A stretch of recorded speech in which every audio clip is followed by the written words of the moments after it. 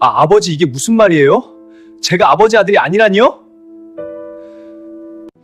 여보, 이건 함정이에요. 제발 제 말을 들어보세요. 입 닥쳐! 30년 동안 내 집에 남의 씨앗을 심어놓고 날 능멸하다니. 30년 내 인생의 화려한 무대 뒤편에 이런 추잡한 배신이 숨어 있을 줄은 꿈에도 몰랐다. 내가 쏟은 애정과 내가 쌓아올린 제국이 모두 모래 위에 지은 신기루였다니. 이제 가짜들의 가면은 모두 벗겨졌다. 진실은 가혹했다. 내가 따뜻한 온실 속에서 거짓 평화를 누리는 동안 차가운 빛 속에서 기름때를 묻히며 살아온 내 진짜 핏줄. 그 아이는 지금 어떤 눈으로 세상을 보고 있을까? 이제 그 아이를 찾아야만 한다. 그게 속죄가 될지 또 다른 지옥의 시작이 될지는 모르겠지만 30년 전 끊겨버린 그날의 진실을 이제라도 되돌릴 것이다. 진짜 핏줄을 되찾기 위한 나의 처절한 전쟁. 그 서막이 지금 열립니다. 이 이야기가 어떻게 끝날지 궁금하시다면 구독과 좋아요를 눌러 제 여정에 끝까지 동참해 주십시오. 자, 이제 그 아이를 만나러 갈 시간입니다. 그날은 유독 운이 따르지 않던 날이었습니다. 대한민국 재계의 서열 5위 태성그룹의 수장인 저에게 지각이나 흐트러짐이란 용납될 수 없는 단어였죠. 중요한 외교 국빈과의 오찬 미팅을 앞두고 저는 마음이 급해졌습니다. 평소라면 기사가 운전하는 차 뒷좌석에 앉아 보고서를 읽었겠지만 그날따라 직접 운전대를 잡고 싶었던 제 오만이 화근이었습니다. 지름길이라 믿고 선택했던 외곽도로는 전날 내린 진눈깨비로 인해 거대한 진흙탕 늪으로 변해 있었습니다. 태성그룹의 기술력이 집약된 채 최고급 한정판 세단 태성 리무진 프레스티지에 바퀴가 회전할 때마다 시커먼 흙구덩이가 비명을 지르며 차체를 덮쳤습니다. 이 꼴룸은 태성타워에 들어설 수도 귀빈을 마주할 수도 없겠군. 사방으로 튀어오른 진흙은 마치 제 품위와 가문의 명예가 바닥으로 떨어지는 소리처럼 들렸습니다. 도저히 이 상태로는 사람을 만날 수 없어 내비게이션에도 나오지 않는 허름한 간판 하나를 보고 급하게 운전대를 꺾었습니다. 그곳은 허름한 사방이 뚫린 실외 세차장이었습니다. 120층 높이의 태성타워 집무실에서 내려다보던 찬란한 서울과는 전혀 다른 세계였지요. 기온은 영삼을 웃돌았지만 팔을 내는 듯한 칼바람은 체감 온도를 이미 영하권으로 끌어내리고 있었습니다. 차 문을 열자마자 들이닥친 바람은 날카로운 손톱으로 제 뺨을 핥히었습니다. 그 거친 바람 사이로 한 청년이 보였습니다. 청년은 낡아빠진 방수복 하나에 의지한 채 제 차를 향해 달려왔습니다. 그 뒤로는 무릎 보호대를 찬 나이든 여인이 낡은 걸레 바구니를 들고 뒤따라오고 있었죠. 청년이 고압 호스를 집어들자 얼음장 같은 물줄기가 허공을 가르며 제 차의 진흙을 씻어냈습니다. 하지만 그 물보라는 매서운 바람을 타고 고스란히 청년의 얼굴과 목덜미로 쏟아졌습니다. 엄마, 바람 많이 부니까 저쪽 벽 뒤에 가 있어요. 내가 금방 할게. 청년의 외침은 가늘게 떨리고 있었습니다. 차가운 물줄기 때문인지 녀석의 손가락 끝은 이미 감각을 잃은 듯 딱딱하게 굳어 보였습니다. 얇은 천 사이로 스며든 냉기가 녀석의 뼈마디를 갉아먹고 있다는 걸 굳이 묻지 않아도 알 수 있었지요. 저는 피터의 온기가 가득한 차 안에서 그 광경을 지켜보며 희묘한 통증을 느꼈습니다. 태성그룹 회장이라는 직함이 주는 무게감. 제가 오늘 점심 식사로 지불할 금액의 10분의 1도 되지 않을 돈을 벌기 위해 온몸이 젖어가는 저 청년. 가죽 시트의 부드러움이 오히려 저를 죄인으로 만드는 기분이었습니다. 그때였습니다. 청년이 차를 닦기 위해 고개를 숙였다가 잠시 저와 눈이 마주쳤습니다. 세상에, 차 창밖 젖은 머리카락 사이로 빗물을 닦아내며 고개를 든 청년의 얼굴이 나와 너무나 닮아 있었습니다. 단순한 닮음이 아니었습니다. 그것은 30년 전, 세월의 풍파를 막기 전 제 얼굴을 그대로 도려내어 그곳에 박아놓은 듯한 섬뜩한 데칼코마니였습니다. 짙고 날카로운 눈썹의 각도, 고집스럽게 담은 입술의 비대칭적인 선, 그리고 상대의 기세에 눌리지 않으려고 눈에 힘을 줄 때 생기는 미세한 눈가의 떨림까지. 거울 속에서도 잊고 살았던 젊은 날의 내가 그곳에 서 있었습니다. 선대 회장님의 엄한 꾸지람 앞에서도 제 인생은 제 것입니다 라고 대들며 입술을 깨물던 그 오만한 자존심이 지금 저 청년의 눈빛 속에 고스란히 살아 숨쉬고 있었지요. 저는 손바닥에 배어나오는 식은땀을 주체할 수 없었습니다. 30년이라는 긴 세월을 건너뛰어 신이 제 앞에 과거의 나를 소환해 놓은 듯한 착각마저 들었습니다. 가난이라는 진흙탕 속에 처박혀 차가운 물벼락을 맞고 있었지만 그 얼굴만큼은 숨길 수 없는 간인함과 고귀함을 뿜어내고 있었습니다. 어떻게 남의 얼굴이 이토록 나와 똑같을 수 있단 말인가. 코끝을 스치는 물비린내조차 잊게 만든 그 강렬한 일치감. 그것은 단순한 우연이라 치부하기엔 너무나 정교하고 너무나 잔인한 운명의 장난 같았습니다. 저 청년이 고개를 돌려 다시 분잇을 닦는 그 찰나의 옆모습조차 제가 가장 자신 있어 했던 젊은 날의 그 날카로운 턱선과 한치의 오차도 없었습니다. 저는 떨리는 손으로 차 문고리를 꽉 쥐었습니다. 저 얼굴을, 저 30년 전에 나를 닮은 저 청년을 이대로 길바닥에 둘 수는 없었습니다. 저건 단순한 청년이 아니라 제가 잃어버린 시간의 조각이자 제가 증명해야 할 생의 흔적처럼 느껴졌기 때문입니다. 저는 떨리는 손으로 차 문고리를 꽉 쥐었습니다. 가까이서 본 청년의 상태는 더욱 처참했습니다. 고압 호스를 쥐고 있는 드러난 손목은 추위에 트다 못해 핏줄이 터져 있었고 얇은 방수복 사이로 스며든 냉기가 녀석의 마른 어깨를 끊임없이 흔들고 있었지요. 하지만 저와 마주친 그 눈동자만큼은 태성타워의 최상층에서 내려다보는 다이아몬드처럼 단단하고 정결했습니다. 청년 이름이 뭔가? 제 갑작스러운 질문에 청년은 당황한 듯 젖은 손을 옷에 문지르며 대답했습니다. 김지우라고 합니다. 지우라, 좋은 이름이군. 여기서 하루에 몇 대나 닦나? 그렇게 해서 한 달에 쥐는 돈이 얼마나 되지? 지우는 잠시 망설였습니다. 젖은 면장갑을 벗은 손을 푸조하게 맞잡던 녀석은 부끄러운 듯 고개를 약간 숙인 채 나직하게 답했습니다. 한 달 내내 쉬지 않고 일하면 220만 원 정도 벌어요. 하지만 어머니 약값과 방세를 내고 나면 남는 게 없더라고요. 220만 원. 그 숫자가 제 고막을 때리는 순간 저는 숨을 들이켜지 않을 수 없었습니다.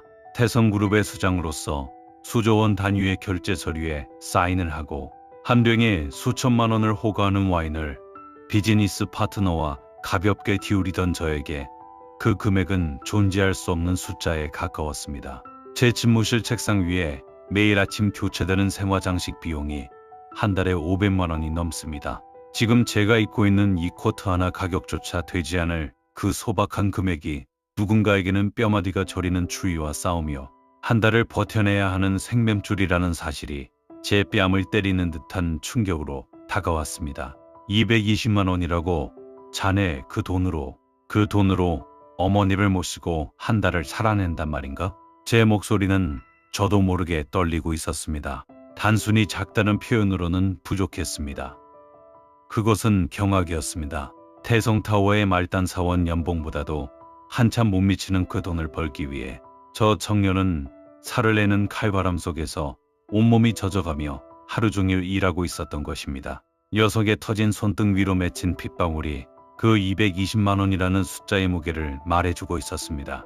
가슴 밑바닥에서 뜨거운 무언가가 치밀어 올랐습니다.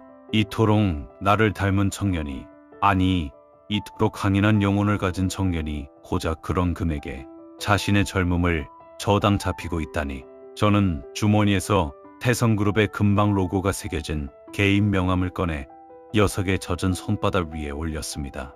녀석은 저와 명함을 교대로 뚫어지게 바라보았습니다. 대한민국에서 단 몇 명만이 가지고 있는 태성그룹 회장의 개인 명함입니다. 금박으로 태성의 로고가 박힌 그 명함은 지우의 젖은 손바닥 위에서 이질적으로 빛났습니다. 내일부터 세차 호스 대신 펜을 잡아보지 않겠나? 대한민국 경제의 심장이라 불리는 태성그룹 본사, 내 비서실에서 일하게. 지금 네가 버는 돈의 5배를 주지. 무엇보다 이 사흘에는 칼바람 대신 따뜻한 온기가 도는 곳에서 자네 꿈을 펼칠 기회를 주겠다는 뜻이네. 지후의 눈동자가 크게 흔들렸습니다. 녀석은 명함과 저를 번갈아 보더니 저 멀리 구석에서 걸레를 짜고 있는 구분등의 어머니를 한번 쳐다보았습니다. 그리고는 마른 침을 삼키며 떨리는 목소리로 물었죠. 왜 제게 이런 제안을 하시는 겁니까? 저는 배운 것도 없고 비서가 무슨 일을 하는지도 모릅니다. 딱히 이유는 없네. 자네가 일하는 것이 안쓰러워 기회를 주고 싶을 뿐이야. 자네는 이런 곳에서 썩을 사람이 아닌 것 같아서 말이지. 사흘 뒤 서울 강남의 랜드마크인 120층 태성타워에 육중한 유리문이 열렸습니다. 입구에서부터 쏟아지는 경비원들의 날카로운 시선과 완벽하게 제어된 실내 온도. 지후는 세차장에서 묻어온 낡은 신발을 신고 대리석 바닥을 걷는 것조차 죄스러워하는 기색이 역력했습니다.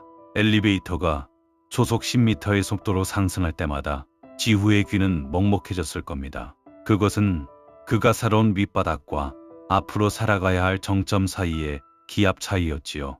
비서실 문이 열리고 낡은 방수복과 젖은 운동화 대신 제가 미리 주문해둔 최고급 맞춤 수트가 지후를 기다리고 있었습니다. 짙은 감색의 원단은 은은한 광택을 내며 녀석의 마른 몸을 단단하게 감싸 안았습니다.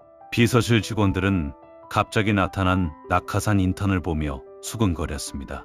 하버드, 와튼 출신들만이 팔을 데리는 이곳에 출처불명의 청년이 나타났으니 당연한 일이었죠. 학벌도 경력도 없는 친구라며 회장님이 무슨 생각으로 저런 친구를 직접 데려오신 거지? 글쎄, 고나마나 며칠 못 버티기 나가겠지. 우리 비서실이 어떤 곳인데?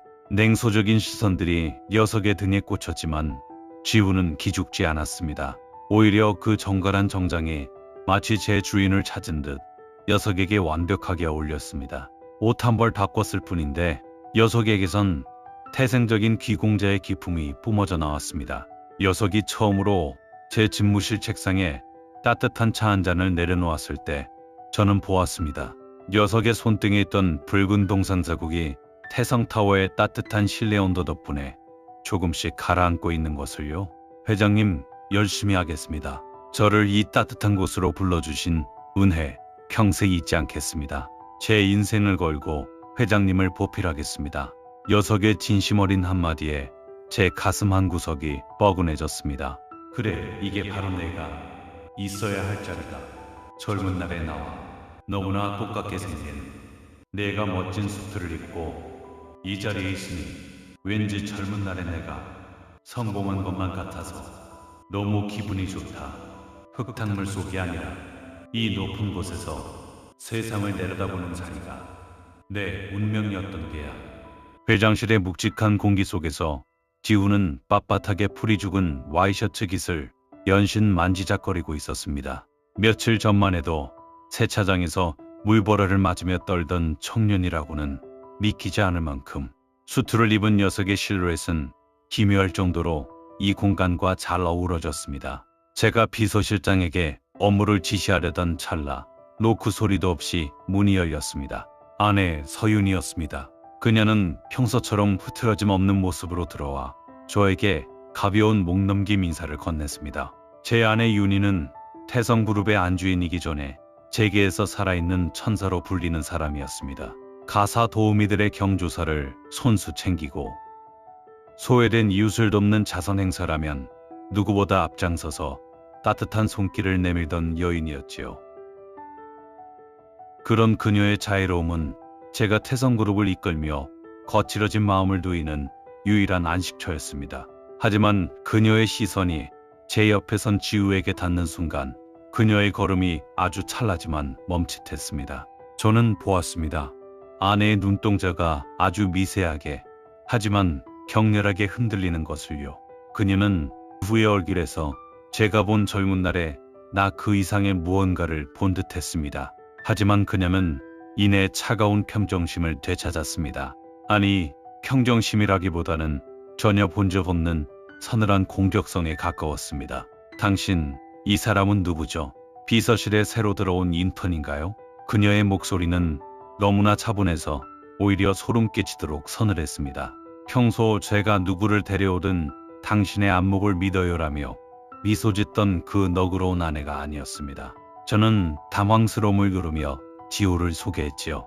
성실하고 앞날이 기대되는 인재라며 내가 직접 발탁했다고 말입니다.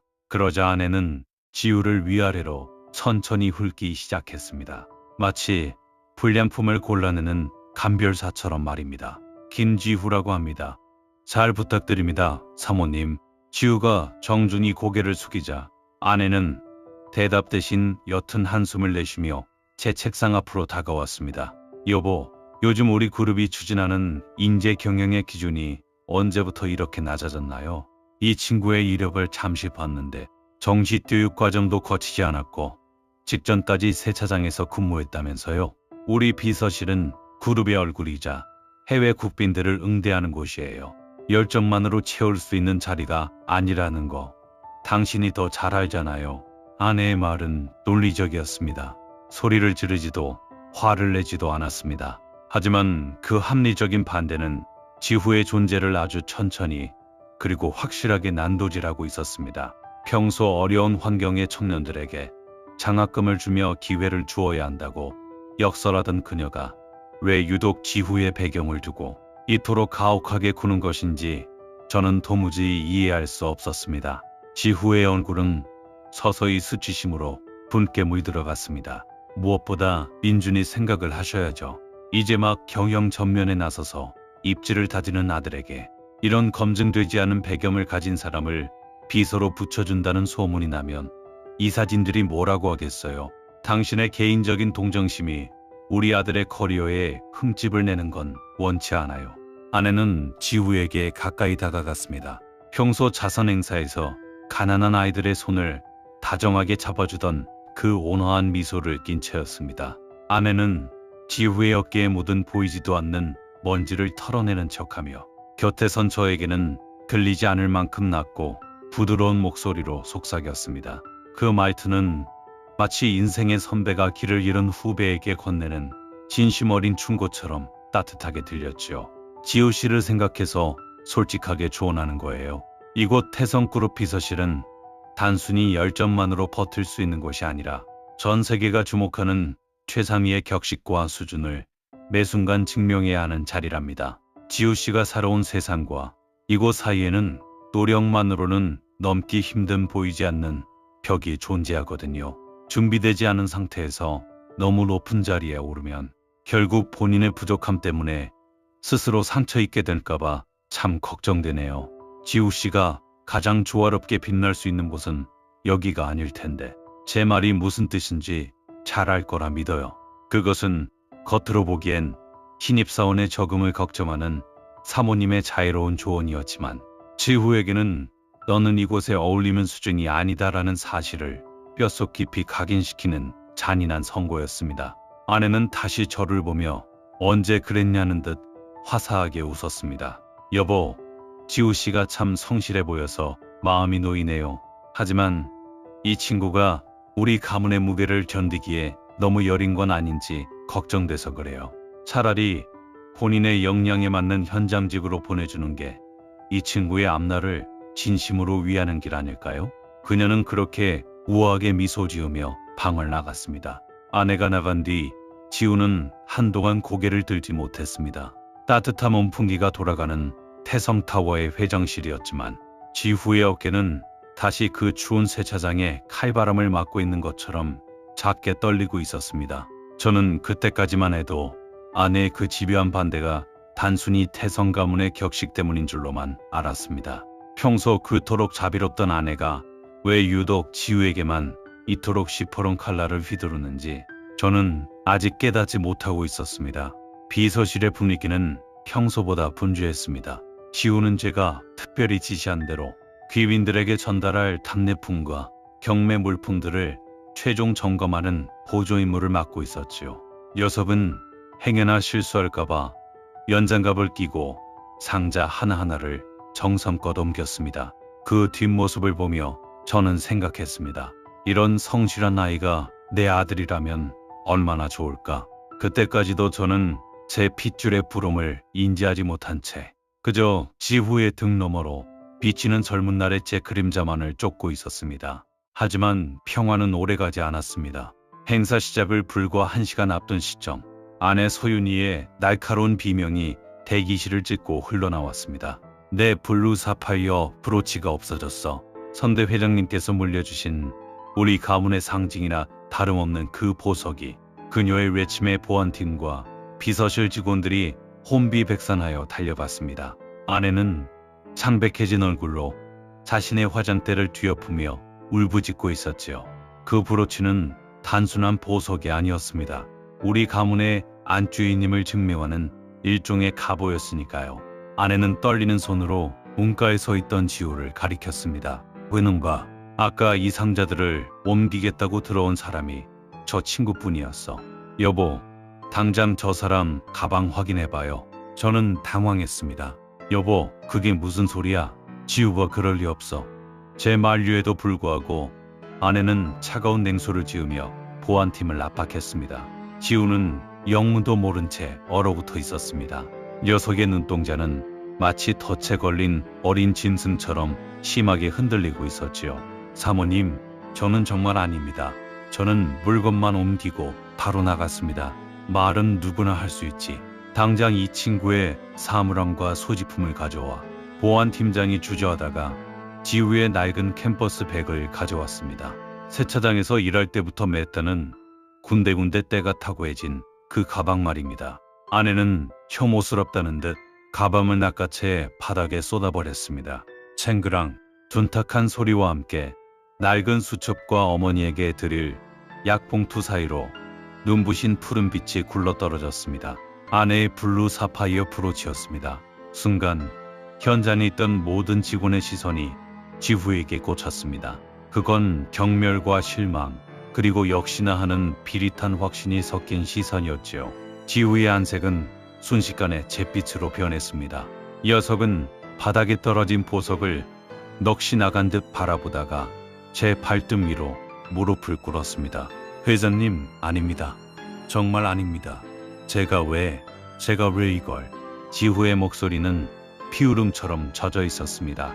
녀석의 손끝이 바르르 떨리며 제 바짓단을 붙잡았지만 아내는 그 손을 구두굽으로 가차없이 짓눌러 버렸습니다. 더러운 손 치우지 못해 역시 근본은 속일 수 없나 보군. 가난한 집에서 자란 애들은 이래서 안 된다니까. 눈앞에 반짝이는 게 보이면 앞뒤 가리지 않고 손부터 나가는 그 천한 본성. 아내는 지우의 면전에 대고 침을 뱉듯 말을 뱉었습니다. 그리고는 주위에 모인 직원들을 향해 선포하듯 덧붙였지요. 여러분 보셨죠? 이게 바로 우리가 경계해야 할 동정의 대가입니다. 배경도 근본도 모르는 사람을 단지 성실해 보인다는 이유로 곁에 두면 이런 화를 입게 되는 거예요. 회장님, 당장 경찰에 넘기세요. 아니면 이 친구가 우리 아들 민준이의 앞날에 또 어떤 짓을 저지를지 모릅니다. 저는 지우의 눈을 보았습니다. 녀석의 눈에는 억울함보다 더 깊은 세상에 대한 완전한 체념이 고여 있었습니다. 녀석은 변명조차 포기한 채 그저 바닥을 향해 고개를 숙였습니다.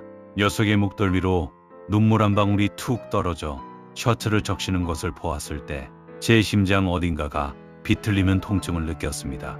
하지만 저는 그때 지우를 변호할 수 없었습니다.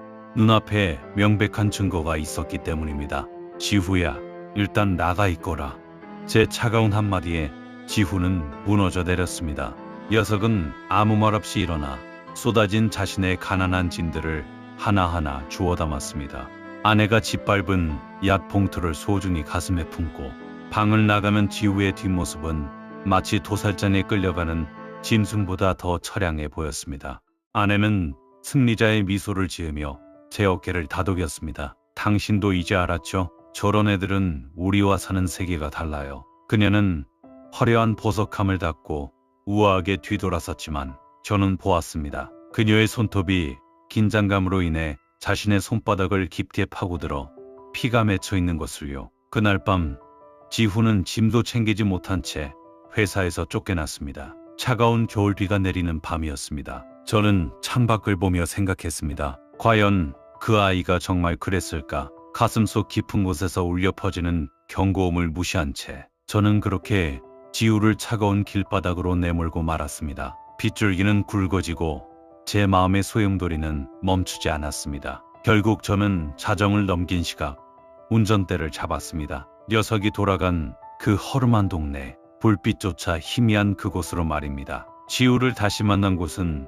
세차장 근처의 낡고 허름한 어느 국밥집이었습니다. 방 안에는 은은한 숯불 향이 감돌았지만 지우가 앉은 자리엔 녀석이 밖에서 묻혀온 서늘한 밤 공기가 맴도는 것 같았습니다. 녀석은 제가 고난 자리의 끝에 간신히 걸터앉아 무릎 위에 놓인 거친 손만 내려다보고 있었지요. 아내에게 짓밟혔던 그 손등엔 희미하게 멍이 들어 있었습니다. 저는 아무 말 없이 따뜻한 국밥 한 그릇을 녀석의 앞으로 밀어주었습니다. 김이 모락모락 피어오르는 국물을 보자 녀석의 마른 어깨가 미세하게 떨리더군요. 회장님, 지후야, 정말 네가 그런 것이냐? 내 눈을 보고 말해주련. 나는 내 입에서 나오는 진실을 들으러 왔다. 제 물음에 지우가 천천히 고개를 들었습니다. 녀석의 눈은 충혈되어 있었지만 그 속엔 비겁함이나 탐욕 대신 벼랑 끝에 선자의 결연함이 서려 있었습니다. 회장님, 저는 가난하게 자랐고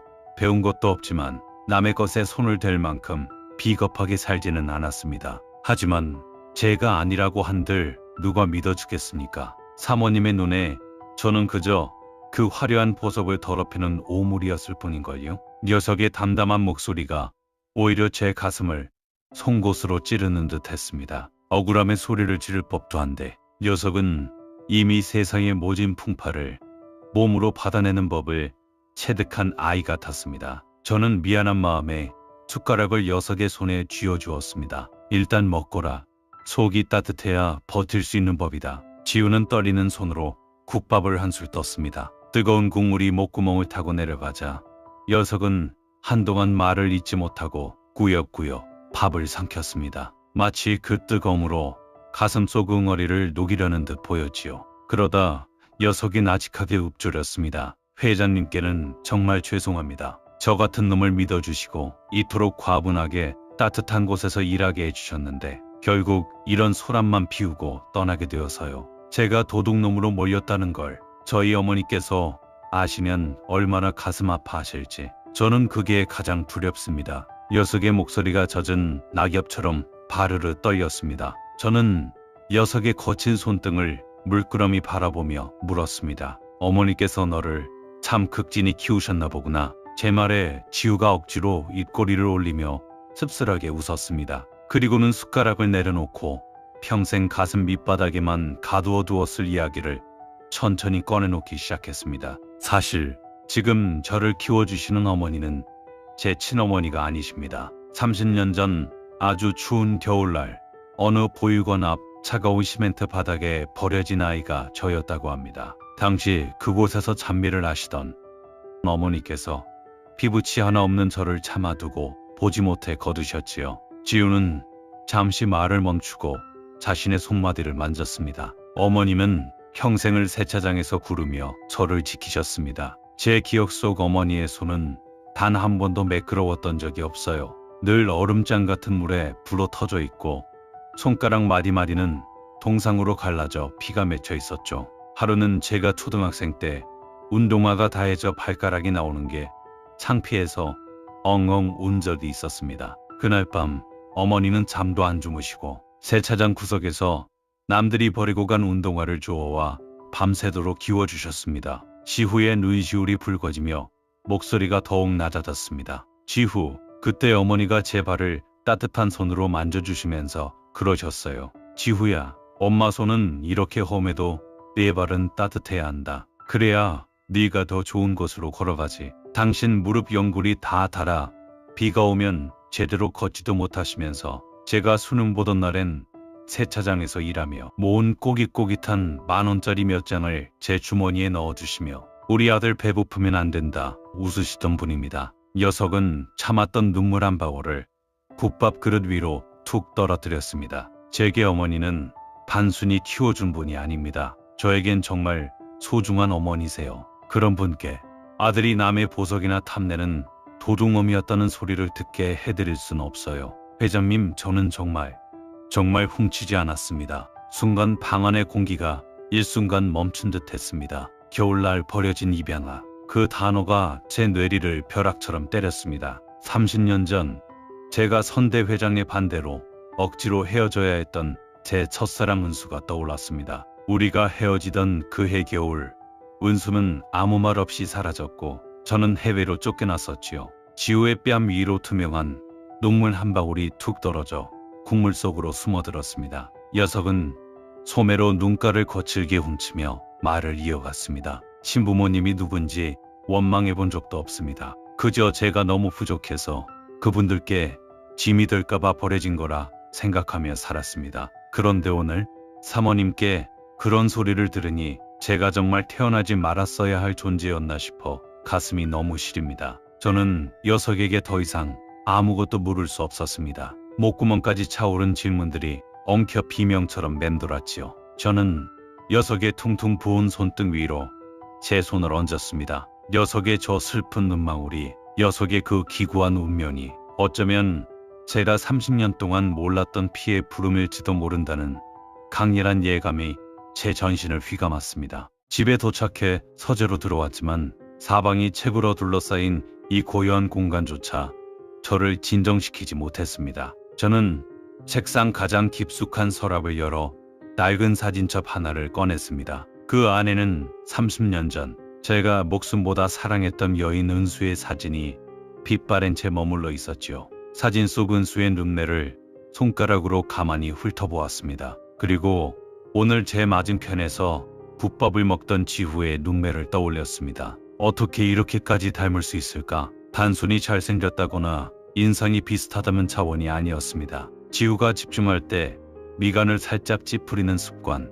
당황하면 왼손 엄지손가락을 만지작거리는 버릇, 그리고 그 깊고 고독한 눈빛까지. 그것은 30년 전의 저와 제가 사랑했던 은수를 정교하게 섞어놓은 결정체 같았습니다. 제 심장은 이미 맞다고 소리치고 있었지만 제 이성은 필사적으로 손사래를 쳤습니다. 아니야, 그럴 리 없어. 은수는 지금 다른 사람과 결혼해서 평온하게 살고 있다고 하지 않았나? 만약 내 아이를 가졌었다면 은수의 성격에 아이를 버렸을 리가 없어. 이건 그저 내 지독한 그리움이 만들어낸 망상일 뿐이야. 저는 비서를 통해 은수의 과거를 더 세밀하게 조사하라고 지시했습니다. 며칠 뒤 도착한 추가 보고서에는 그녀가 결혼하기 전 약 1년 정도 행방이 묘연했던 홍배띠가 기록되어 있었습니다. 그 시기는 정확히 제가 선대 회장님의 강요로 해외 지사로 쫓겨나다시피 떠났던 그 무렵과 일치했습니다. 손등에 핏줄이 붉어질 정도로 보고서를 꽉 쥐었습니다. 머릿속에서는 잔인한 시나리오가 그려지기 시작했습니다. 만약 은수가는 몰래 아이를 가졌었다면, 만약 선대 회장님이 그 사실을 알고 그녀를 협박했다면, 틱탁 틱탁 벽시계의 초침 소리가 마치 제 심장을 도려내는 칼소리처럼 들렸습니다. 저는 거울 앞에 섰습니다. 희끗희끗해진 머리카락 아래로 보이는 제 눈동자가 오늘 본 지후의 눈동자와 겹쳐지며 저를 원망하듯 바라보고 있었습니다. 아니겠지? 아니어야만 해. 하지만 만약 사실이라면 그 아이는 30년 동안 이 추운 세상에 홀로 버려져 물보라를 맞으며 견뎌온 것인가? 내 피를 이어받은 내 자식이? 죄책감이 해일처럼 밀려와 숨을 쉴 수가 없었습니다. 저는 더 이상 이 의구심을 가슴에 묻어둘 수 없었습니다. 확인해야 했습니다. 아니라는 확답을 듣든 맞다는 절망을 마주하든 이 지옥 같은 불확실성을 끝내야만 했습니다. 당연히 아닐 거라고, 그저 나를 닮은 청년을 향한 과한 동정일 뿐이라고 스스로를 비웃으면서도 제 손은 이미 지우의 책상 위에 놓여있던 칫솔을 멸균 봉투에 담고 있었습니다. 확인만 해보자. 아니라는 확신만 얻으면 이 기묘한 불안도 끝날 테니까. 그렇게 제 자신을 속이며 유전자 검사를 의뢰했습니다. 그리고 사흘 뒤 비서가 건네준 하얀 봉투는 제 손안에서 마치 천근 만근의 무게로 저를 짓눌렀습니다. 서재의 차가운 정적 속에서 봉투를 뜯는 소리가 마치 제 심장을 찢는 비명처럼 날카롭게 울려 퍼졌지요. 검사 결과 피검사자 A와 B의 친자 관계 성립 확률 99.99%. 그 숫자를 마주한 순간 제 세상은 그대로 무너져 내려앉았습니다. 눈앞이 흐릿해지며 30년 전 눈물로 헤어졌던 은수의 얼굴과 뺨을 맞으며 비굴하게 고개를 숙이던 지우의 얼굴이 겹쳐 보였습니다. 내 아들이었습니다. 꿈에서도 상상해 본 적 없는 내 핏줄이었습니다. 세차장에서 얼음물을 뒤집어 쓰며 손등이 터져나가라 일하던 그 불쌍한 청년이 제 아내가 던진 찻잔 파편에 발목이 베이면서도 죄송하다며 바닥을 기던 그 아이가 바로 제 피부치였습니다. 30년 동안 아비라는 작자는 이 화려한 성곽 안에서 온기를 누리는 동안 내 자식은 길바닥에서 물비린내를 친구 삼아 가난을 뼈에 새기고 있었던 것입니다. 입을 틀어 막았지만 가슴 깊은 곳에서 터져나오는 통곡은 막을 길이 없었습니다. 분노가 해일처럼 밀려와 전신을 불태웠습니다. 대체 누가 무슨 권리로 내 아들의 인생을 이토록 처참하게 망가뜨렸단 말입니까? 심장이 타들어 가는 것 같았습니다. 당장이라도 달려가 그 아이를 끌어안고 내가 네 애비다라고 울부짖고 싶었습니다. 그 투박하고 터진 손등에 약을 발라주고 평생 누려보지 못한 비단 옷을 입혀주고 싶었습니다. 하지만 집무실 문 너머로 들려오는 웃음소리가 제 발목을 천근만근의 무게로 붙잡았습니다. 저는 떨리는 손으로 문을 열었습니다. 거실에는 제 아내 소윤이가 우아하게 차를 마시며 잡지를 보고 있었고 그 옆에는 제 아들 민준이가 다정하게 그녀의 어깨를 주무르고 있었습니다. 아버지, 나오셨어요. 이 차연이 아주 좋습니다. 한 잔 드릴까요? 민준이가 저를 보며 환하게 웃었습니다. 30년 동안 제 기대를 단 한 번도 저버리지 않았던 제 삶의 유일한 자랑이자 태성그룹의 기둥인 아이. 불현듯 3년 전 제가 과로로 쓰러져 중환자실에 누워있던 밤이 떠올랐습니다. 당시 그룹은 절체절명의 합병 위기에 처해 있었고 모두가 제 빈자리를 노리며 하이에나처럼 달려들었지요. 그때 소윤이는 사흘 밤낮을 제 곁에서 한숨도 자지 않고 제 손을 맞잡으며 기도했습니다. 여보, 당신 없이는 저도 민준이도 아무 의미 없어요. 제발 일어나 주세요. 그리고 민준이는, 그 어린 녀석은 피 마르는 인수합병 전쟁의 최전선에서 사장단을 설득하고 밤을 새워 전략을 짰습니다. 제가 의식을 되찾았을 때 제 침대 밑바닥에서 구두도 벗지 못한 채 새우잠을 자고 있던 민준이의 한 얼굴을 보며 저는 생각했습니다. 이들이 있기에 내가 이 지옥 같은 경영 일선에서 버틸 수 있구나. 이들이 바로 나의 유일한 세계구나. 민준이가 첫 경영 성과를 내고 저에게 달려와 아버지, 제가 태성의 이름을 지켰습니다 외치며 저를 껴안았을 때의 그 뜨거움. 아내 윤희와 셋이서 조촐한 축하 파티를 열며 우리는 영원한 태성의 한 가족이라며 술잔을 부딪히던 그 평화로운 밤들. 그 30년의 세월은 가짜가 아니었습니다. 피보다 진한 시간의 층이 우리를 단단한 성벽처럼 감싸고 있었던 것입니다. 이제 와서 지우를 내 아들이라 밝히면 어떻게 되겠는가. 생각만으로도 등줄기에 식은땀이 흘렀습니다. 진실을 밝히는 순간 저 다정한 아내 윤희는 평생을 기만당한 배신감에 무너질 것이고 완벽한 후계자로 자라온 민준이는 자신의 위치에 혼란을 겪을 것입니다. 태성그룹은 회장의 혼외자라는 스캔들에 휘말려 주가가 폭락하고 이 사진들은 반란을 일으키겠지요. 내가 일군 명예, 내가 사랑하는 아내, 그리고 내 목숨보다 아끼는 아들 민준. 이 완벽한 신기루를 유지하기 위해서는 저 밖에서 비바람을 맞고 있는 지우를 지워야만 했습니다. 미안하다, 지후야.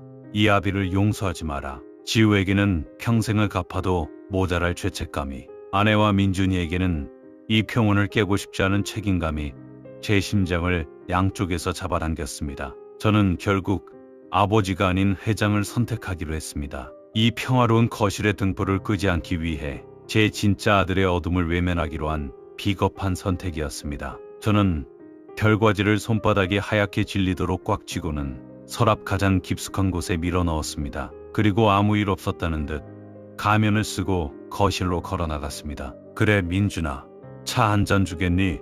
향이 아주 좋구나. 제 목소리는 떨리고 있었지만 아내와 민준이는 눈치채지 못했습니다. 화려한 샹들리에 아래 제가 지켜온 이 평화가 사실은 내 진짜 아들의 피눈물 위에 세워진 사막 위에 신기루라는 사실에 저는 심장을 도려내면 통축을 참으며 억지로 미소 지었습니다. 결국 저는 비겁한 타협안을 내놓았습니다. 아들임을 밝히지 말자. 대신 내 곁에 두고 회사의 요직에 앉혀서 남몰래 그 아이의 앞날을 열어주자. 아버지라는 이름 대신 든든한 후원자가 되어 그 아이가 더 이상 물비린내 나는 옷을 입지 않게만 해주자. 하지만 제 가슴 한구석을 짓누르는 가장 큰 벽은 따로 있었습니다. 바로 제 아내 서윤이였습니다. 그녀는 지우를 처음 본 순간부터 마치 독사를 본 듯 혐오했습니다. 근본 없는 아이라며 우리 집안의 공기를 더럽히지 말라며 완강하게 밀어냈지요. 또한 정말로 지우가 훔쳤는지 모르겠지만 사파이어 브로치 사건까지 있었는데 그녀의 반대를 꺾고 지우를 요직에 앉히는 것이 과연 가능할지 벌써부터 앞이 캄캄해졌습니다. 그렇게 아내인 윤희에게 지우를 다시 회사에 데리는 것을 설득하려고 기회를 엿보던 어느 날이었습니다. 거실의 조명은 은은하고 따뜻했지만 제 발밑의 공기는 얼음장처럼 차가웠습니다. 저는 소파에 몸을 깊숙이 묻으며 아내를 가만히 응시했습니다. 그녀는 제 시선을 느꼈는지 잡지를 덮으며 화사하게 미소 지었지요. 평소와 다르게 아내의 그 미소가 차갑고 가식적으로 느껴졌습니다. 여보, 안 자고 뭐해요? 표정이 안 좋네. 회사에 무슨 일 있었어요? 저는 위스키를 한 잔 따랐습니다. 얼음이 잔에 부딪히며 딸그랑 소리를 냈습니다. 그 소리가 마치 제 아들 지후의 눈물방울 소리처럼 들렸습니다. 전에 내쫓은 그 청년 지우 말이야. 아무리 생각해도 마음이 쓰여서 말이오. 아내의 미소가 잠시 경직되었습니다. 그녀는 찻잔을 들어 올리며 아주 우아한 동작으로 찬물을 한 모금 머금었습니다. 당신은 참 정도 많으셔. 그 도둑놈 이야기는 왜 또 꺼내요? 당신 기분 망친 것만 생각하면 난 지금도 속이 상하는데. 도둑질, 그게 정말 사실일까? 녀석의 눈빛을 보니 그럴 아이가 아닌 것 같던데. 혹시 우리가 너무 성급했던 건 아닐까 싶소. 이제 그만 화 풀고 그 청년 다시 불러서 제대로 조사를 해보는 건 어떻겠소? 만약 억울한 사정이 있다면 우리가 보상을 해줘야 하지 않겠나. 이것은 저는 그녀에게 구원의 밧줄을 내밀었습니다. 그녀가 조금이라도 지우를 사람으로 여겼다면 혹은 일말의 가책이라도 느꼈다면 이 밧줄을 잡아야 했습니다. 하지만 아내는 제 기대를 비웃듯 차갑게 고방기를 꼈습니다. 여보, 당신은 그게 문제예요. 그 천한 것들의 연기에 속고 있는 거라고요. 그런 부류들은 원래 눈물 흘리며 동정심 유발하는 게 전공이에요. 지후, 그 이름만 들어도 몸서리가 쳐져요. 걔가 우리 회사에 들어왔을 때부터 풍기던 그 비릿한 물비린내 기억 안 나요? 그런 악취나는 것들이 우리 민준이가 공들여 쌓아온 이 깨끗한 성벽에 흠집을 내는 꼴 난 절대 못 봐요. 아내는 찻잔을 탁자에 거칠게 내려놓았습니다. 챙 하는 소리가 날카롭게 거실을 울렸습니다. 그녀의 눈에는 이제 멸시를 넘어선 광기 어린 집착이 서려 있었습니다. 만약 그놈이 정말 억울하다고 해도 달라질 건 없어요. 가난한 게 죄고 우리 같은 사람 눈밖에 난 게 죄예요. 난 그놈이 다신 내 눈앞에 나타나지 않았으면 좋겠어. 아니, 이 세상에서 아예 증발해버렸으면 좋겠다고요. 그녀의 입술 사이로 흘러나오는 말들은 독사처럼 끈적거렸습니다. 아내는 지우를 사람이 아닌 자신의 완벽한 인생을 위협하는 오물로만 여기고 있었습니다. 저는 떨리는 손으로 잔을 꽉 쥐었습니다. 손바닥엔 손톱 자국이 깊게 베어 피가 배어나올 것 같았지요. 하지만 저는 차분하게 물었습니다. 마지막으로 한 번 더 확인하고 싶었으니까요. 그 청년에게 일말의 동정심도 느껴지지 않는다는 거군. 하려보, 사자가 길바닥의 쥐새끼한테 동정을 느껴야 하나요? 난 내 아들 민준이만 지킬 수 있다면 저런 버러지 같은 애들 1000명이라도 짓밟을 수 있어요. 그게 내가 이 집안의 안주인으로서 해야 할 일이니까. 아내는 승리자의 미소를 지으며 제 어깨를 다독였습니다. 피곤할 텐데 들어가 쉬어요. 내일 민준이네랑 저녁 약속 있는 거 잊지 말고요. 아내가 우아하게 돌아서 안방으로 들어갔습니다. 저는 주머니 속의 유전자 검사지를 만지작거리며 아내가 들어간 안방의 닫힌 문을 한참 동안 바라보았습니다. 차갑게 식어버린 찻잔 속에는 제 일그러진 얼굴이 비치고 있었습니다. 30년입니다.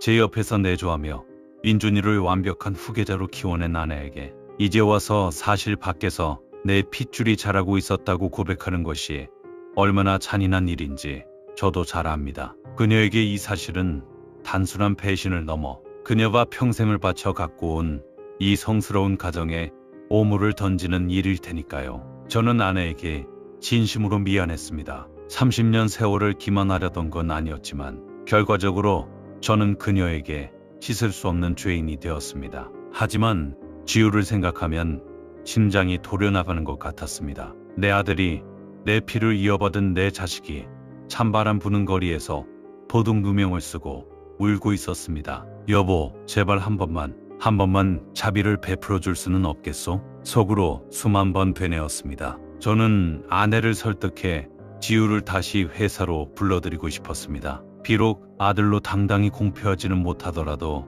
제 곁에 두고 요직에 앉혀 남모르게 그 아이의 앞날에 탄탄한 길을 깔아주고 싶었습니다. 그것이 애비로서 할 수 있는 최소한의 속죄라 믿었기 때문입니다. 하지만 조금 전 아내가 남긴 말은 얼음 송곳처럼 제 가슴을 찔렀습니다. 그 지우라는 아이, 이름만 들어도 진절머리가 나요. 다시는 내 눈앞에 우리 민준이 앞길에 그질 떨어지는 사람을 들이지 마세요. 그건 우리 가문에 대한 모욕이에요. 아내는 지우를 단순히 싫어하는 것이 아니라 자신의 세계의 존재에서는 안 될 오류로 규정하고 있었습니다. 그녀의 완강한 태도 앞에서 제 입술은 힘없이 문드러졌습니다. 차마 그 아이가 내 아들이오라는 말이 목구멍 밖으로 나오지 않았습니다. 저는 어둠이 내려앉은 거실에서 홀로 독주를 달았습니다. 아내에게는 한없이 미안하고 고개를 들 수 없는 남편이지만 지후에게는 이미 죽어서도 씻지 못할 죄를 지은 애비였습니다. 미안하오, 윤희.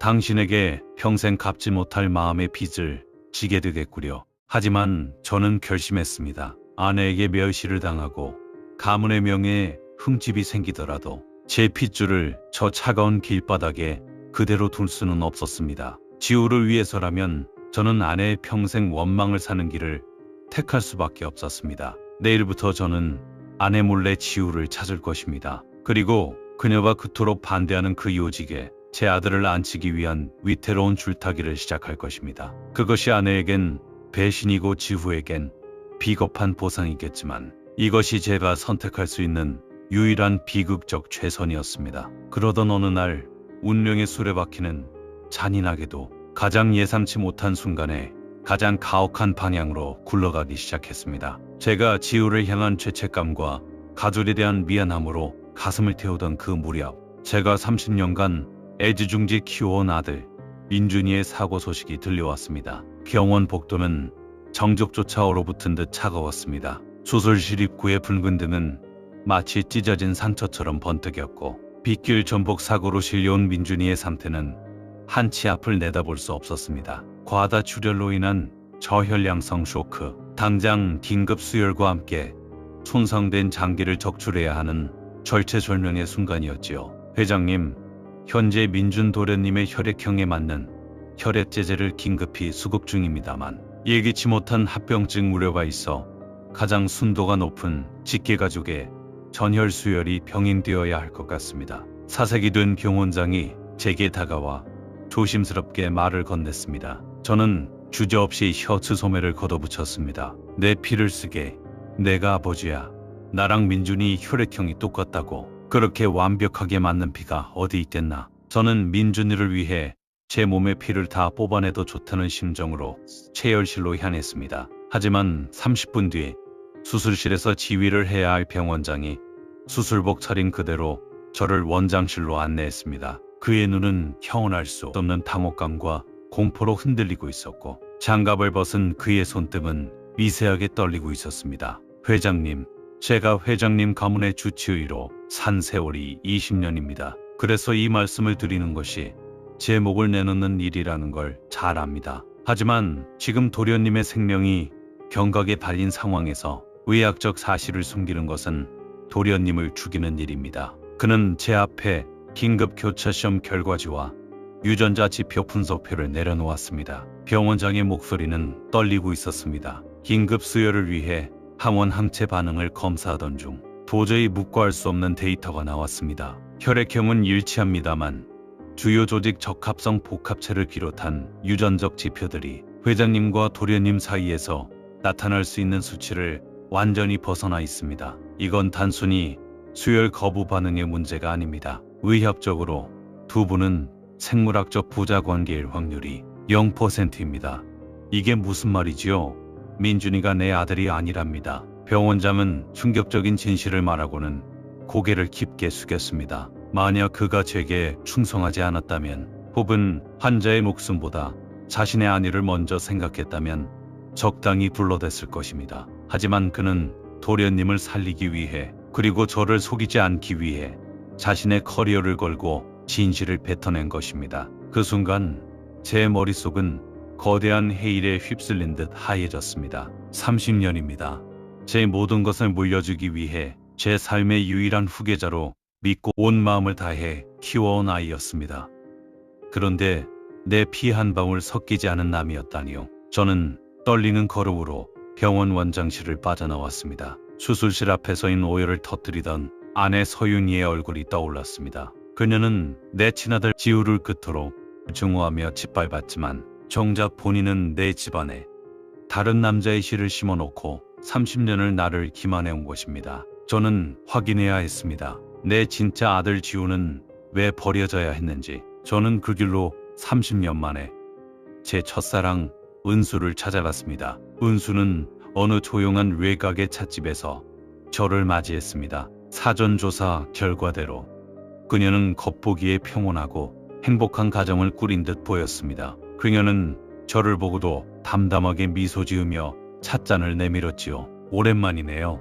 여기까지 어쩐 일이에요? 왜 말하지 않았니?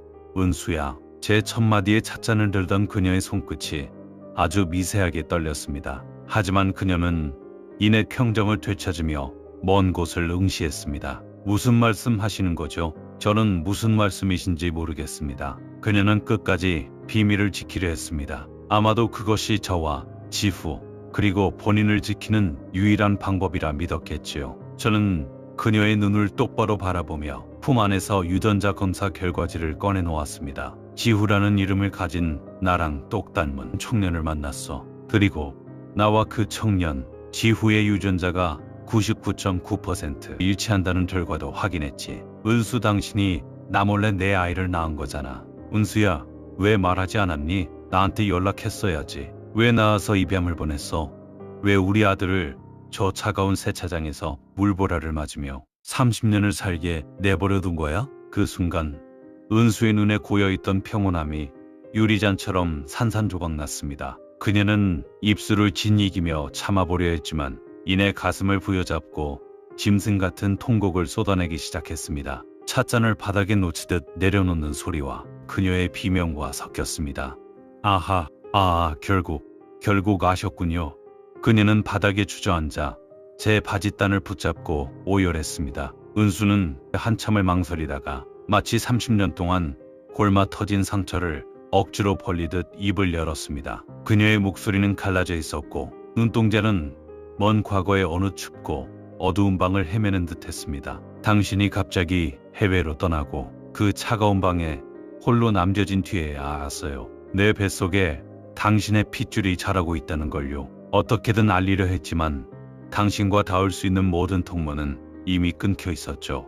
그때 지금의 당신 부인 서윤희 씨가 저를 찾아왔어요. 은수는 잠시 숨을 몰아쉬며 찻잔을 꽉 쥐었습니다. 그 여자는 무서운 사람이었어요. 소리를 지르지도 화를 내지도 않았죠. 오히려 내 손을 잡으며 울더군요. 당신 아버님이 이 사실을 알게 되면 당신은 그날로 후계자 자리에서 박탈당하는 건 물론이고 당신은 매장될 거라고. 당신을 정말 사랑한다면 당신의 인생을 망치는 독약이 되지 말라고 제 가슴에 대고 비수를 꽂았어요. 은수의 눈에서 굵은 눈물방울이 툭 떨어졌습니다. 전 너무 어렸고 아무것도 가진 게 없었어요. 그리고 무서웠어요. 당신과 내 아이가 나 때문에 평생 밑바닥에서 살게 될 거라는 그 여자의 말이, 그게 내 목을 죄어왔죠. 그녀가 서류를 내밀었어요. 재벌가 부럽지 않은 유학파 부부의 집으로 입양을 보내주겠다는 확약서였죠. 이 아이가 당신 옆에서 굶으며 크는 게 행복일까? 아니면 최고로 교육받으며 귀하게 크는 게 행복일까? 라고 묻는데 대답할 수가 없었어. 그녀는 이제 짐승 같은 울음을 토해내며 말을 이어갔습니다. 아이를 낳던 날 얼굴 한번 보여주지 않고 데려갔어요. 내가 아이 얼굴을 보면 마음이 흔들릴까봐, 당신 인생을 망칠까봐. 그 여자는 내게 당신이 가장 높은 곳에 올라갔을 때 이 아이도 가장 화려한 곳에서 당신을 마주보게 될 거다 라고 약속했어요. 난 그 거짓말을 믿고 30년을 버텼는데, 그런데 우리 지우가, 내 아들이 이름도 모르는 보육원 앞에 버려져 세차장에서 물벼락을 맞으며 살고 있었다니. 은수는 자신의 가슴을 손톱으로 긁어내리며 오열했습니다. 난 당신을 살리려고 내 자식을 죽인 거예요. 아니, 그 여자가 내 모성애를 이용해 우리 둘 다 지옥으로 밀어넣은 거야.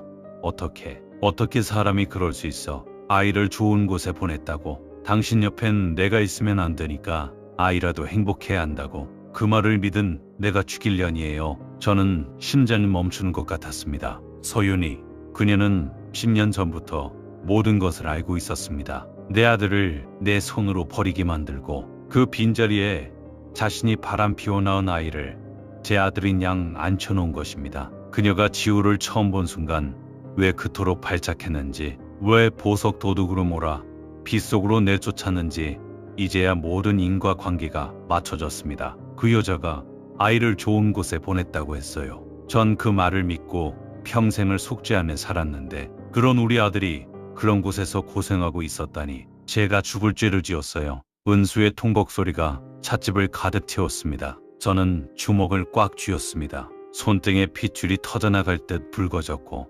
입안은 비릿한 피냄새로 가득 찼습니다. 서윤희, 당신은 단순히 나를 속인 것이 아니야. 당신은 한 어머니의 심장을 도려냈고 내 아들의 30년 인생을 쓰레기통에 처박았어. 그리고 감히 내 자리를 가짜에게 내어주어 나를 비웃었지. 저는 카페를 나와 고지는 노을을 바라보며 이를 갈았습니다. 이제 슬픔은 끝났습니다. 제 아들 지우가 30년 동안 맞았던 그 차가운 물벼락보다 100배, 1000배 더 시린 심판을 저 여자에게 내려줄 것입니다. 깊은 밤, 서재의 공기는 날카로운 얼음 파편들이 떠다니는 것 같았습니다. 책상 위엔 2개의 하얀 봉투가 마치 단두대의 칼날처럼 나란히 놓여 있었지요. 잠시 후 아무것도 모르는 아내 서윤이가 화려한 실크 가운을 걸치고 들어왔고, 그 뒤로 사고의 여파로 휠체어에 앉은 민준이가 영문도 모른 채 따라 들어왔습니다. 여보, 이 밤중에 환자까지 불러서 무슨 할 말이 그리 많아요. 민준이 수술도 잘 끝났는데 이제 좀 쉬지. 서윤희는 여전히 우아한 척 제 맞은편에 앉아 향긋한 찻잔을 들었습니다. 휠체어 위에 민준이는 초조한 듯 손가락을 만지작거렸지요. 저는 아무 말 없이 첫 번째 봉투를 그녀의 무릎 앞으로 밀어 던졌습니다. 열어봐. 아내는 의아한 표정으로 봉투를 뜯었습니다. 그리고 지우와 저의 친자 성립 99.9%라는 문구를 확인하는 순간 쨍그랑 소리와 함께 찻잔이 바닥으로 떨어져 박살났습니다. 찬물이 그녀의 값비싼 가운을 적셨지만 그녀는 미동조차 하지 못했습니다. 이게 뭐야? 당신 지금 뭐 하는 거예요? 이런 가짜 서류를 어디서? 아직 놀라기엔 일러. 두 번째 봉투는 민준이, 내가 직접 확인하거라. 저는 차가운 눈빛으로 두 번째 봉투를 민준이의 무릎 위에 던졌습니다. 민준이는 떨리는 손으로 결과지를 확인했습니다. 저와 민준이 친자 불일치 0%. 녀석의 얼굴에서 핏기가 순식간에 가시더니 휠체어 손잡이를 쥔 손이 하얗게 질려갔습니다. 아버지, 이게 뭐예요? 제가 아버지 아들이 아니라고요? 그럴 리 없잖아요. 민준이의 절규가 서재 벽을 타고 공허하게 울렸습니다. 서윤이는 사색이 되어 바닥에 주저앉더니 제 바짓단을 붙잡으려 했습니다. 저는 그녀의 손을 가차없이 걷어찼습니다. 윤희는 절규하며 저에게 얘기했습니다. 여보, 내가 잘못했어요. 하지만 다 당신을 위해서, 우리 가문을 위해서였어. 저런 밖에서 구르던 아이보다는 내가 정성껏 키운 민준이가 당신 후계자로 어울리잖아요. 입 닥쳐. 제 고함에 윤희는 바닥으로 고꾸라졌습니다. 당신은 30년 전 내 아들을 버렸어. 은수를 협박해 아이를 유괴하게 만들고 그 빈자리에 이름 모를 남자의 시를 심어 나를 기만했지. 당신이 내 옆에서 웃으며 보석을 고르던 그 시간 동안 내 아들은 세차장에서 물대랍을 맞으며 고생했어. 당신들이 지우에게 했던 그 모진 짓들을 생각하면 나는 지금 당장 당신을 지우가 살던 그 지옥 같은 길바닥으로 내쫓고 싶어. 제 말에 민준이는 숨도 쉬지 못한 채 얼어붙었습니다. 서윤이는 미친 사람처럼 머리를 쥐어뜯으며 오열하기 시작했지요. 하지만 우리 민준이는 아무 잘못 없어요. 민준이는 아무것도 몰라요. 그래, 맞아. 민준이는 죄가 없지. 저는 천천히 민준이에게 다가갔습니다. 충격으로 넋이 나간 아이의 어깨를 짚었습니다. 비록 피 한 방울 섞이지 않았지만 30년 동안 저를 아버지라 부르며 제 기대를 단 한 번도 저버리지 않았던 아이. 지후의 자리를 훔친 줄도 모르고 내 아들로서 누구보다 훌륭하게 자라준 이 아이를 향해 제 가슴 한구석엔 여전히 부정이라는 부정기 지독한 통증이 남아 있었습니다. 민준아, 너는 내 아들이 아니지만 지난 30년 동안 나에게 최고의 아들이었다. 너의 성실함, 내가 나를 위해 보여준 그 수많은 진심은 가짜가 아니었어. 그래서 나는 너를 버리지 않을 거다. 너는 계속해서 내 아들로 내 곁에 남게 될 거야. 제 손언에 민준이는 오열하며 제 손을 잡았습니다. 하지만 저는 곧바로 서윤희를 향해 서늘한 독설을 뱉었습니다. 하지만 서윤희, 당신은 아니야. 당신은 이 시간부로 이 집안에서 지워질 거다. 만약 당신이 이 아이를, 당신 아들 민준이를 진심으로 위하는 마음이 단 1mg이라도 남아있다면 지금 당장 내 눈앞에서 꺼져. 서윤희가 멍하니 저를 바라보았습니다. 당신이 끝까지 버티며 추악에 매달린다면 나는 세상 모든 사람에게 민준이가 내 자식이 아니라고 밝히고 당신이 무슨 짓을 저질렀는지 낱낱이 밝힐 거야. 그럼 민준이는 한순간에 재벌가 황태자에서 사기꾼의 자식으로 추락하겠지. 민준이의 미래를 지옥으로 만들고 싶지 않다면 입 다물고 조용히 사라져. 이게 내가 당신에게 주는 처음이자 마지막 잡이야. 여보, 민준아.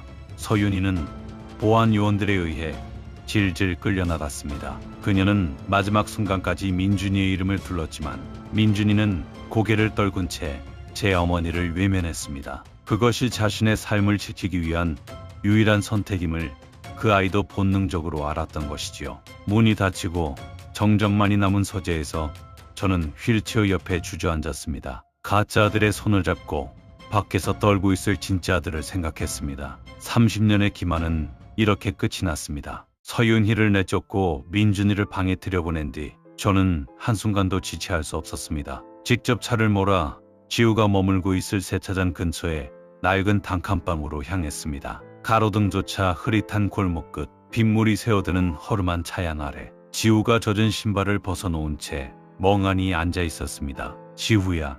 제 목소리에 녀석이 고개를 들었습니다. 도둑으로 몰려 쫓겨났는데 회장이 예고도 없이 나타나자 녀석은 겁에 질린 듯 몸을 일으켰습니다. 회장님, 여기까지 어쩐 일이십니까? 저는 정말 아무것도 훔치지 않았습니다. 녀석은 여전히 제가 자신을 추궁하러 온 줄 알고 어깨를 움츠렸습니다. 저는 아무 말 없이 녀석에게 다가가 빗물에 젖어 차가워진 녀석의 두 손을 꽉 잡았습니다. 그리고 품 안에서 소중히 간직해온 유전자 검사지를 녀석의 떨리는 손바닥 위에 올려두었습니다. 이게 뭡니까? 왜 이걸 저한테 주시는?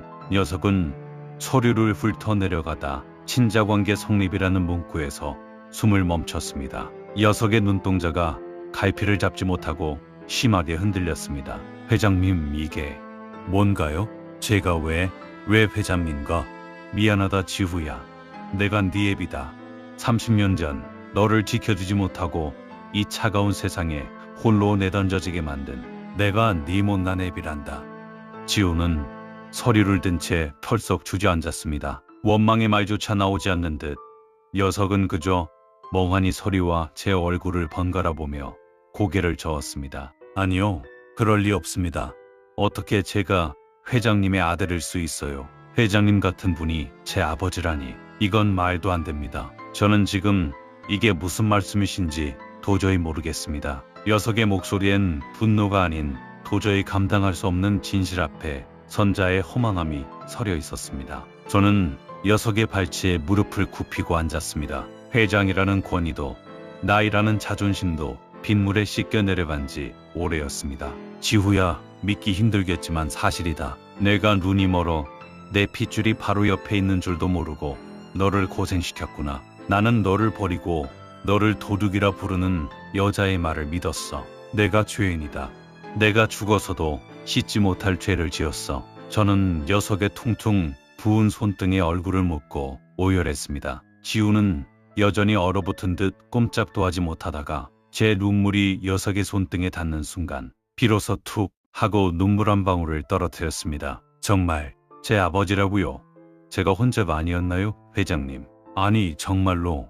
지우는 말을 잇지 못하고 굵은 눈물을 뚝뚝 흘렸습니다. 녀석은 저를 원망하는 대신 그저 믿기지 않는 듯 제 어깨를 조심스럽게 만져볼 뿐이었습니다. 30년 동안 버려진 존재로 살아온 녀석에게 아버지라는 존재는 원망보다도 더 낯설고 커다란 충격이었던 것이지요. 저는 녀석을 품에 꼭 안았습니다. 빗물에 젖어 얼음장처럼 차가운 녀석의 몸을 제 온기로 데워주려 애썼습니다. 지후야, 이제 다시는 너를 혼자 두지 않으마. 이 못난 애를 용서하지 않아도 좋다. 하지만 이제는 네가 있어야 할 자리로 돌아가자. 가서 이 아비가 못한 보상을 평생에 걸쳐 받게 해주마. 세차장의 소음과 빗소리가 뒤섞인 그 좁은 골목길에서 저희 부자는 그렇게 서로의 온기를 확인하며 한참을 울었습니다. 30년의 긴 겨울이 지나고 마침내 핏줄의 강물이 제 물길을 찾아 흐르기 시작한 밤이었습니다. 이른 아침에 햇살이